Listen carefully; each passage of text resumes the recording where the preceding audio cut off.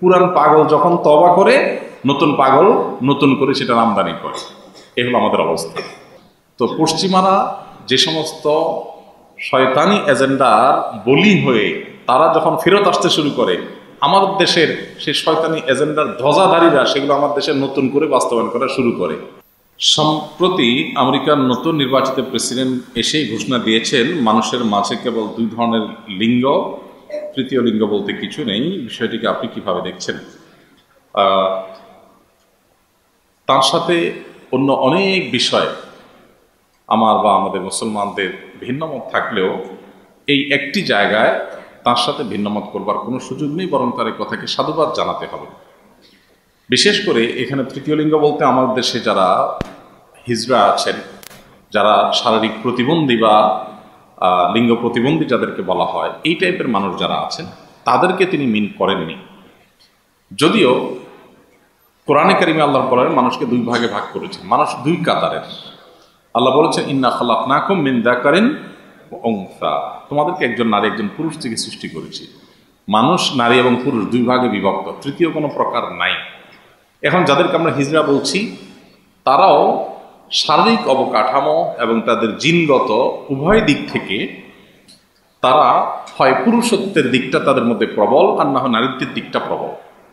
তো নারীত্ব বা পুরুষত্ব যে কোনো একটা যখন প্রবল হবে তখন তাকে সেই ক্যাটাগরির ধরে তার ট্রিটমেন্ট অ্যাবল হলে ট্রিটমেন্ট করে তাকে চিকিৎসা করে পূর্ণাঙ্গভাবে তিনি যেইটার দিকে প্রবল সেই পরিচয় তাকে পরিচিত করা, তার সেই পরিচিতিকে এস্টাবলিশড করা, এটা হলো শরিয়ার নির্দেশনা।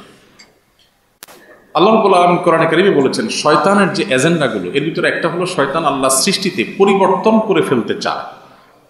পৃথিবীতে যৌন যে বিকৃতি, এটার যত রূপ আছে এর মধ্যে থেকে একটা হলো সমকামিতা। এটাকে প্রতিষ্ঠা করবার জন্য ট্রান্সজেন্ডার, তারপর তথাকথিত রূপান্তরকামী, এরকম নানাবিধ শব্দ দিয়ে সমকামিতাকে সমাজে প্রতিষ্ঠা করার একটা অপচেষ্টা কিছু মানুষ লিপ্ত। গোটা পৃথিবীতে, পশ্চিমা দুনিয়াতে বিশেষ করে, এমনকি আমাদের দেশেও মনে হবে মানবাধিকারের মধ্যে আর কোনো জিনিস এর চাইতে সিরিয়াস নাই, এর চাইতে জটিল জটিল ইস্যু। এদেশে শুধু থ্যালাসেমিয়ার রোগী আছেন বহু হাজার হাজার, যাদের অধিকারের জন্য নিয়মিত যাদের রক্ত দিয়ে যেতে হয়, তাদের সে রক্ত দেওয়ার ব্যবস্থা করবার জন্য, তাদের ট্রিটমেন্টের জন্য, এটা নিয়ে কাউকে আন্দোলন করতে দেশে সেরকম দেখা যায় না। কিন্তু দেখা যায় এই সমকামিতা করতে চায় কেউ সেটার অধিকার আদায় করার জন্য। এই মানব সমাজে বিকৃতি যারা ছড়াতে চায় এরা মানব সভ্যতার সবচেয়ে বড় শত্রু। মানব সভ্যতার অস্তিত্ব টিকে থাকার যে মাধ্যম সেটার তারা শত্রু।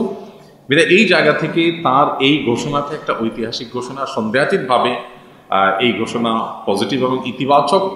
আমাদের দেশে এই বস্তা পচা সস্তা এবং পশ্চিমা শয়তানি এজেন্ডা যারা বাস্তবায়ন করার জন্য বিভিন্ন ফরমে বিভিন্ন জায়গায় ট্রান্সজেন্ডার ইত্যাদি প্রবেশ করাচ্ছে, তাদের এই শয়তানিগুলো অন্তত এখন থামা দরকার এবং আমাদেরও সোচ্চার হওয়া দরকার।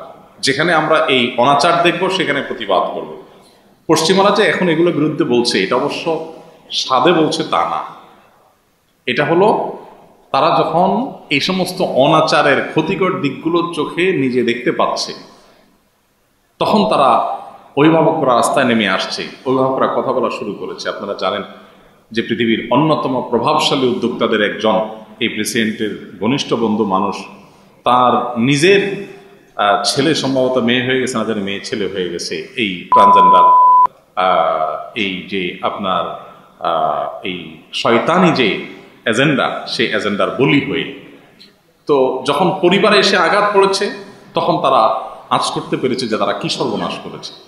তো পশ্চিমারা যে সমস্ত শয়তানি এজেন্ডার বলি হয়ে তারা যখন ফেরত আসতে শুরু করে, আমাদের দেশের সেই শয়তানি এজেন্ডার ধ্বজাধারীরা সেগুলো আমার দেশে নতুন করে বাস্তবায়ন করা শুরু করে। পুরান পাগল যখন তওবা করে, নতুন পাগল নতুন করে সেটা আমদানি করে। এ হলো আমাদের অবস্থা। তো এগুলোর বিরুদ্ধে সামাজিকভাবে প্রতিবাদ, প্রতিরোধ, আন্দোলন, সংগ্রাম এবং প্রচেষ্টা আমাদের চালিয়ে যেতে হবে, কোনোভাবে যাতে এই দেশে সেই শয়তানি কাজ কেউ করতে না পারে।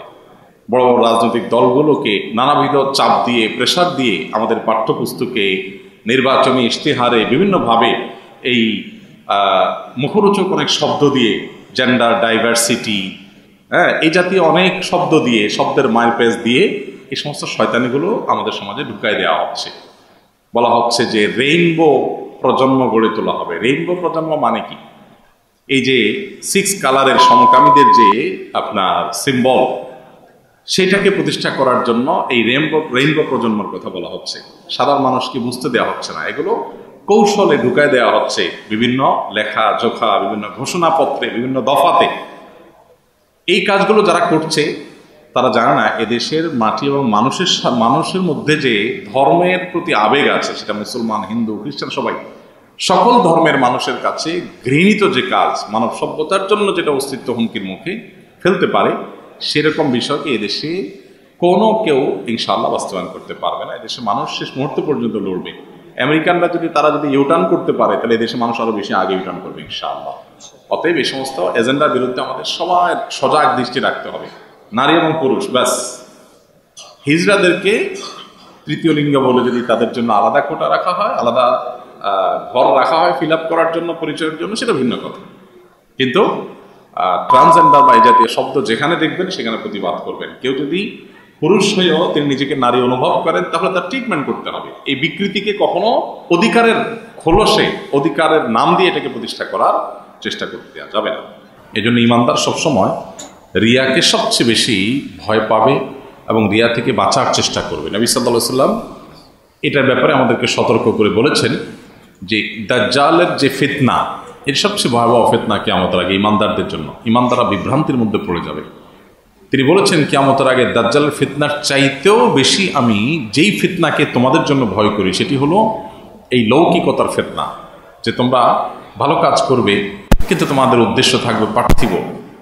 হয়তো উদ্দেশ্য পরিপূর্ণ ভেজাল থাকবে না, আল্লাহকে সন্তুষ্ট করার উদ্দেশ্যে করছো, কিন্তু সেখানে মানুষ দেখুক, মানুষ বাহবা দেখ, লাইক কমেন্ট করুক, মানুষের কাছে তুমি ভালো হও, এরকম মানসিকতা যখন চলে আসবে তখন পুরোটাই বরবাদ হবে। আল্লাহ সুবহানাহু ওয়া তাআলা গায়ুব, আল্লাহ তাআলা তার পবিত্র সত্তা অনেক বেশি আত্মমর্যাদা সম্পন্ন, যার কারণে কোনো আমল যদি কেউ আল্লাহকে খুশি করার জন্য করে, আবার পাশাপাশি দুনিয়ারও কিছু আশা করে, আল্লাহ তাআলা সে আমল গ্রহণ করে না। আল্লাহ বলেন তুমি দুনিয়ার যেটা আশা করেছ সেটার জন্যই করো, আমার জন্য পিওরটা ছাড়া আমি গ্রহণ করি না। যেটা শুধু আল্লাহর জন্য হবে, অন্য কোনো ধান্দা উদ্দেশ্য কিছু থাকবে না, নাম যশ খ্যাতি, সেটা আল্লাহ গ্রহণ করেন।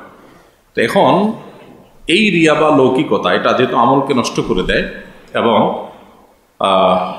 আল্লাহ সুবহানাহু ওয়া তাআলা আমাদেরকে বারবার সতর্ক করেছেন বিভিন্নভাবে যেন আমরা লৌকিকতা থেকে বেঁচে থাকি। এখন প্রশ্ন হলো বাঁচবো কীভাবে? উত্তর হলো লৌকিকতা বা রিয়ার ভয়াবহতা জানতে হবে। তবে অনেকের মধ্যে এটা নিয়ে ওয়াসওয়াসা হয়। যেমন প্রশ্নকর্তার কথা থেকে মনে হচ্ছে ওয়াসওয়াসা আছে। ওয়াসওয়াসা মানে আমি আল্লাহর জন্যই করছি, আমার মনে অন্য কোনো উদ্দেশ্য নাই, কিন্তু ভেতর থেকে শয়তান বা আমার নফস বোধহয় বলছে যে তোমার আমলে মনে হয় ভেজাল আছে, অহেতুক আমাকে পেরেশান করবার জন্য। এটা হলো ওয়াসওয়াসা।